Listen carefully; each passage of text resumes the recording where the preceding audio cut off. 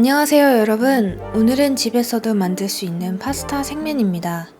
이탈리아산 제로제로 밀가루와 세몰리나를 사용하여 4가지 종류의 도우를 만들어 파스타 생면을 만들어 봤습니다. 세몰리나는 영어식 표현인데요.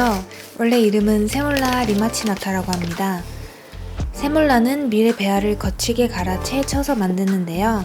이 세몰라를 다시 한번 곱게 빻아 재분한 것을 세몰리나라고 합니다. 여친 노란빛을 띠고 입자가 일반 밀가루보다 거친 것이 특징인데요. 이 세몰리나로 면을 만들게 되면 속은 단단하고 겉은 매끄러운 질감의 면을 만들 수 있습니다.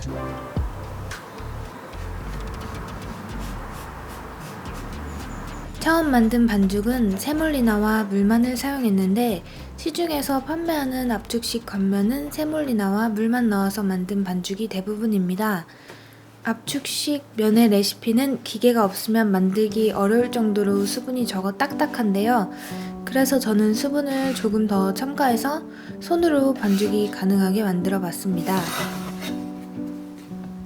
그리고 이 도우 레시피는 쇼트 파스타를 만들 때도 사용하기 좋은 레시피입니다.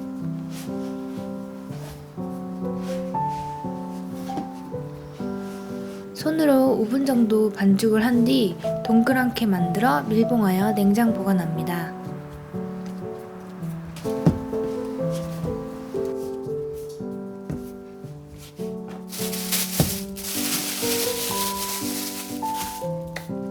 두 번째로 만든 도우는 세몰리나와 제로제로 밀가루를 반반 사용하여 만든 도우인데요. 물은 전혀 사용하지 않았고 계란 2개와 노른자 2개, 그리고 소금을 넣어서 만들었습니다. 노른자를 따로 더 첨가하면 색상과 맛을 더 진하게 낼 수 있는데요. 계란을 사용한 반죽은 부드럽고 찰진 식감을 가지게 됩니다. 세몰리나는 손으로 반죽하고 성형하기에는 단단하기 때문에 연질밀을 섞어서 도우를 만들게 되면 부드러운 질감을 얻을 수 있어서 반반 섞는 레시피를 자주 사용하는데요. 이렇게 반반 섞은 레시피를 자주 사용하는 이유는 손으로 반죽이 가능하고 제면기를 사용하면 좋은 질감의 면을 만들 수 있기 때문인데요. 물론 밀대로 미는 것은 조금 어려운데 손재주가 좋으신 분들은 가능할 것 같습니다.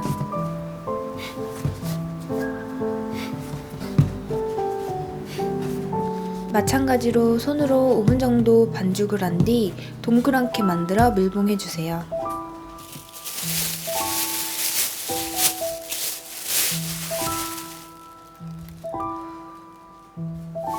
세 번째로 만든 도우는 제로제로 밀가루만을 사용해서 만들어 봤는데요.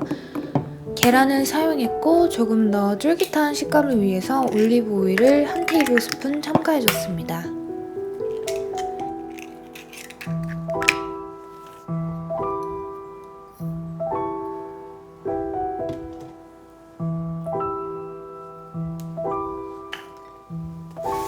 이탈리아는 한국과는 다르게 단백질 함량이 아닌 밀가루의 재분율에 따라서 밀가루를 구분하는데요. 밀의 껍질인 밀 기울이 얼마나 제거되었는지에 따라 3가지로 구분합니다. 제로제로 밀가루가 제일 입자가 고운 밀가루이고 그 다음이 제로, 그리고 원으로 구분됩니다. 이번에 제가 사용한 제로제로 밀가루는 안티모 카푸토의 클라시카라고 하는데요. 단백질 함량이 11%로 피자, 그리고 빵을 만들기에도 좋고 면을 만들 때에도 사용하기 좋습니다. 같은 제로제로 라인의 단백질 함량이 더 높은 밀가루도 있는데요. 빵을 만들 때 사용했더니 아주 쫄깃한 빵을 만들 수 있었습니다.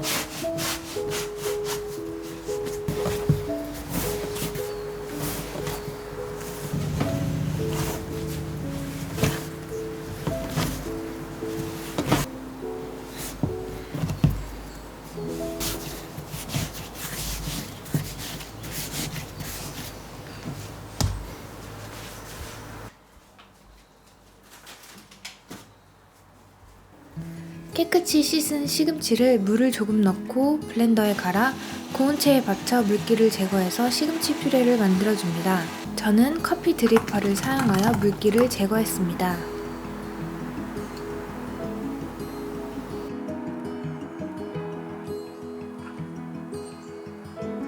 이 퓨레와 제로제로 밀가루를 사용하여 네 번째 도우를 만들었습니다.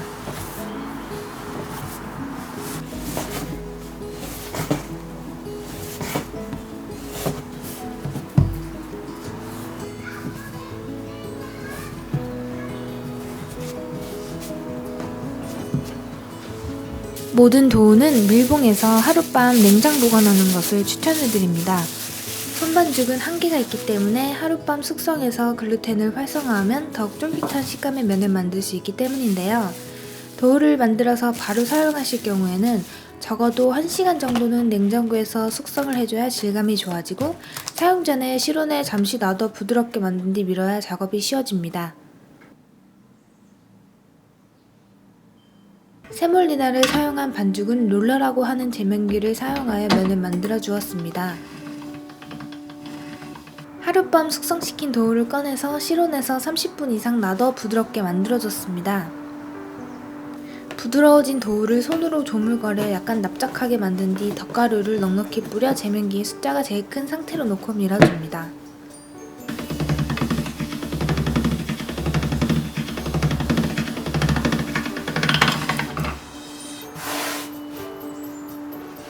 모양을 잘 잡아 다시 한번 밀어줍니다.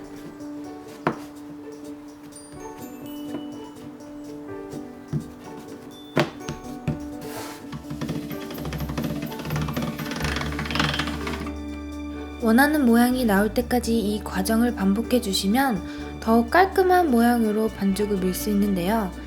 중간중간 덧가루를 넉넉히 뿌려주세요.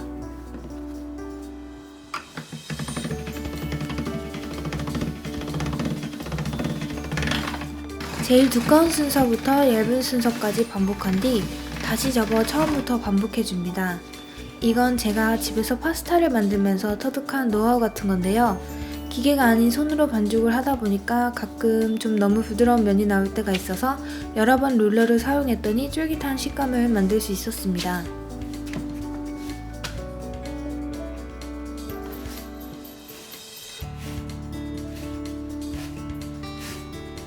이렇게 면을 롤링하는 과정에서 세몰리나만을 사용한 도우는 어느 순간 겉이 매끈매끈하게 변하는데요. 일반 밀가루는 촉촉한 느낌이라면 세몰리나 반죽은 촉촉하면서 동시에 매끈거려서 만지면 기분이 좋은 촉감인데 이것이 세몰리나로 만든 반죽이 가진 가장 큰 특징입니다.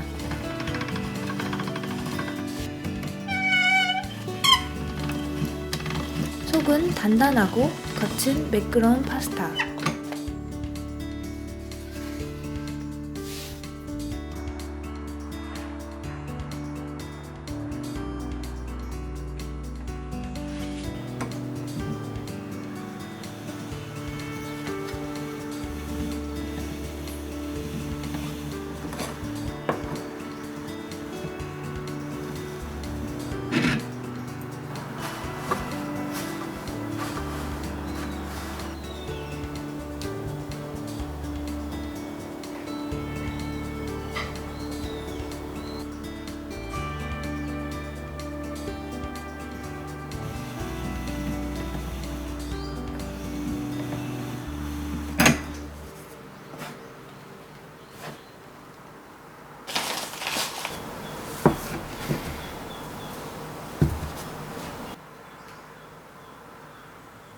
두 번째 도우도 세몰리나를 사용하여서 제면기를 이용해서 면을 뽑았는데요. 3번 굵기로 밀었는데 약간 두꺼운 것 같아서 2번 굵기로 밀기 추천해드립니다.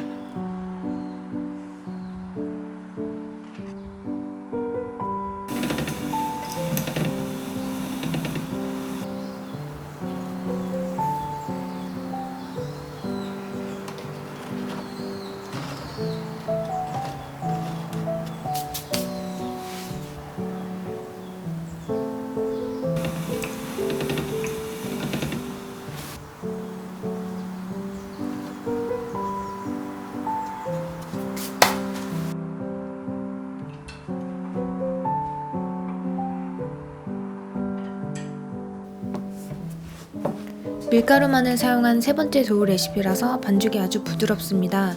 이렇게 부드러운 반죽은 밀대를 사용하여 제면기 없이 면을 만들 수 있는데요. 저는 영상에서 사용한 방법이 밀대를 이용하여 얇게 피는 방법 중에 제일 편했습니다.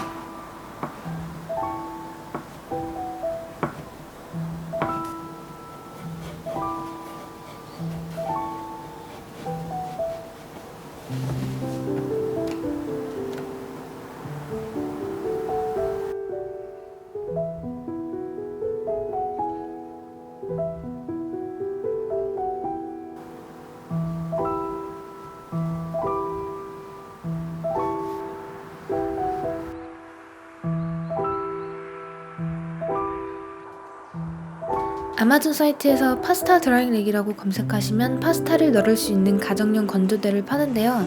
저는 그냥 집에 있는 행주 건조대를 사용해봤습니다. 그런데 행주 건조대는 너무 얇아서 면이 건조되면서 접히는 부분이 부셔져 버렸어요. 두꺼운 굵기의 건조대에 널으면 부셔지지 않고 무사히 건조할 수 있을 것 같습니다. 파스타를 바로 만들어서 사용하는 것과 말려서 사용하는 것이 얼마나 다를까 궁금해서 말려봤습니다.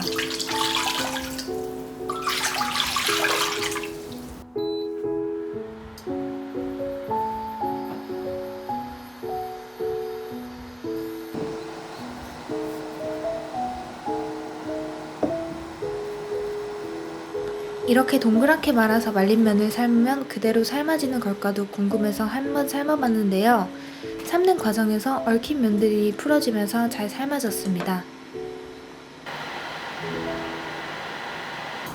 세물리나만을 사용한 도우로 만든 건데 압축면으로 만들 수 없어서 수분을 조금 더 첨가했더니 부드럽기는 했는데 쫄깃한 식감이 떨어졌습니다. 스파게티를 만들려고 했는데 제면기의 굵기가 얇아서 페델리니가 나와버렸어요. 비교하고자 널어서 말린 것도 삶아봤는데 확실히 모양이 더 잘 나오는 것 같네요.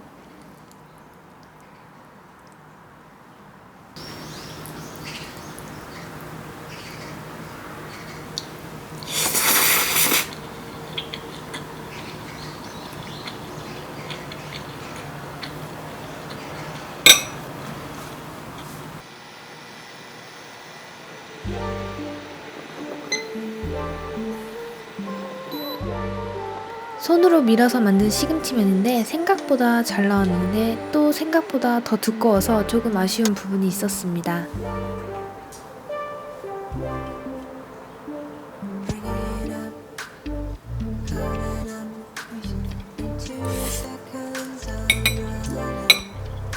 이건 같은 도우를 제면기로 민 건데 확실히 모양이 더 이쁘고 식감이 더 좋았습니다.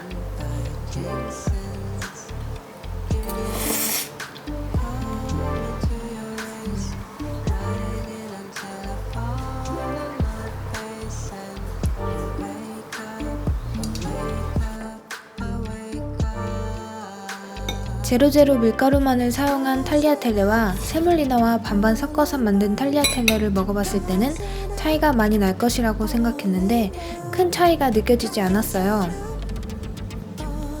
그리고 생각보다 밀가루만을 사용한 면도 맛이 있었는데요. 저는 꼭 세물리나를 사용한 면을 고집했는데 이번에 이런저런 도우를 파스타로 만들어 먹어보니까 각각의 도우가 가진 장점이 있어서 필요에 따라서 여러가지 도우 레시피를 사용하면 좋을 것 같습니다.